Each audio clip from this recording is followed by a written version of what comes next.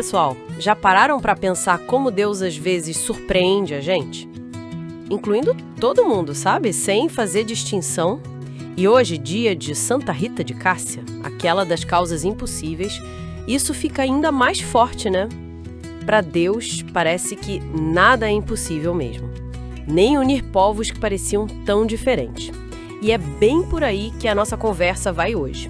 A gente vai dar uma olhada juntos nas leituras do dia, Atos dos Apóstolos, capítulo 15, o Salmo 95 e o Evangelho de João, também capítulo 15. A ideia é tentar sacar como a igreja, lá no comecinho, lidou com essa coisa da diversidade e onde Jesus diz que está a fonte da alegria de verdade. Vamos tentar ir direto ao ponto de forma clara? Ótimo caminho. É quase como imaginar assim o Evangelho como uma ponte, né? Uma ponte bem ousada. Deus foi o engenheiro que construiu essa ponte para ligar duas margens. De um lado os judeus, do outro os pagãos. E o ponto-chave, o pulo do gato, é que, para atravessar, não conta a força de quem está passando, mas sim a graça de quem construiu. A iniciativa é toda de Deus. Nossa, essa imagem da graça como chave é muito boa. E a primeira leitura, lá de Atos 15, joga a gente bem no meio de um debate quente em Jerusalém. Tava rolando uma dúvida séria. Os novos convertidos, que não eram judeus, precisavam seguir todas as leis judaicas, tipo circuncisão e tudo mais. Exatamente, essa era a questão. E aí quem chega para clarear as coisas é Pedro. Ele lembra todo mundo de algo que não dava para negar. Olha, Deus já mostrou que aceitou os pagãos. Como?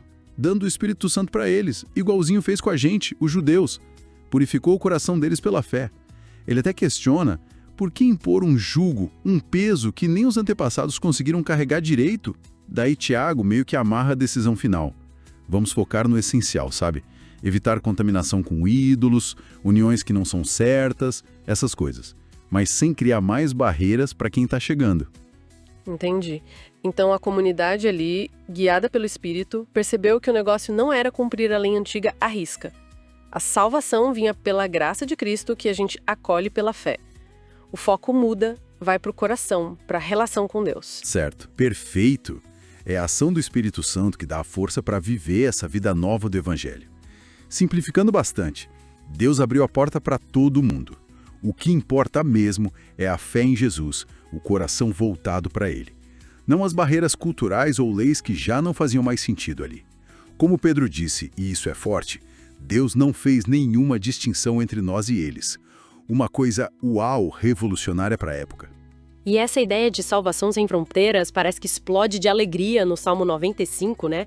É um convite para todo mundo, todas as nações louvarem a Deus.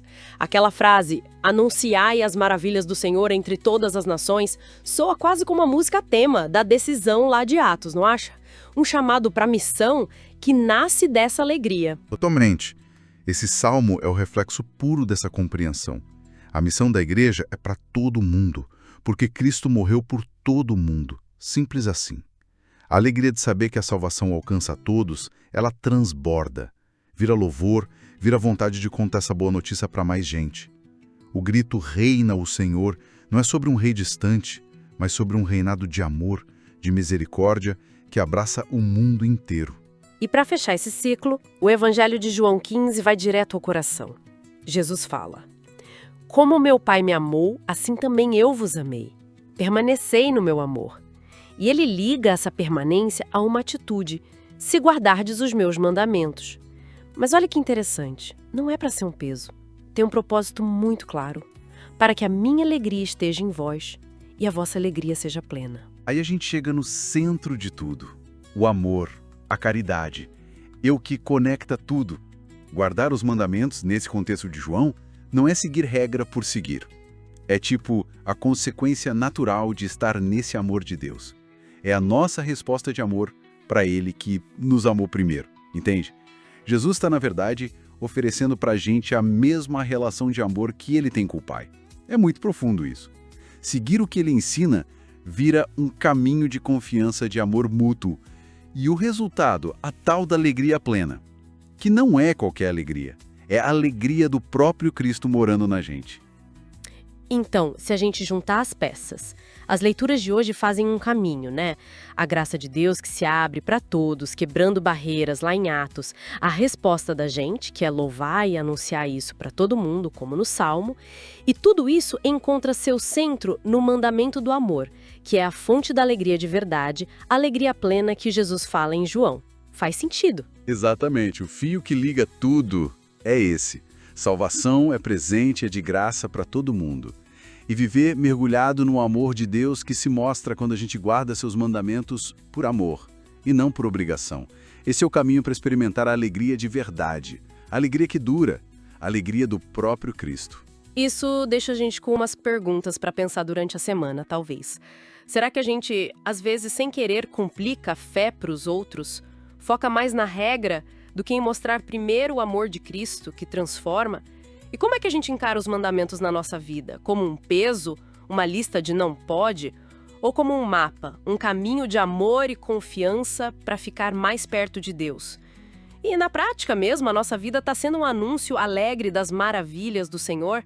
As pessoas olham para a gente e veem essa alegria? E para a gente continuar pensando nisso, se lá no começo, em Atos 15, a igreja fez uma escolha tão radical de incluir todo mundo, e se o chamado de Jesus em João 15 é para essa alegria total, contagiante, como é que as nossas comunidades hoje podem ser lugares onde esse acolhimento sem fronteiras e essa alegria que vem da fé fiquem ainda mais visíveis, mais palpáveis para quem chega? Fica aí a reflexão.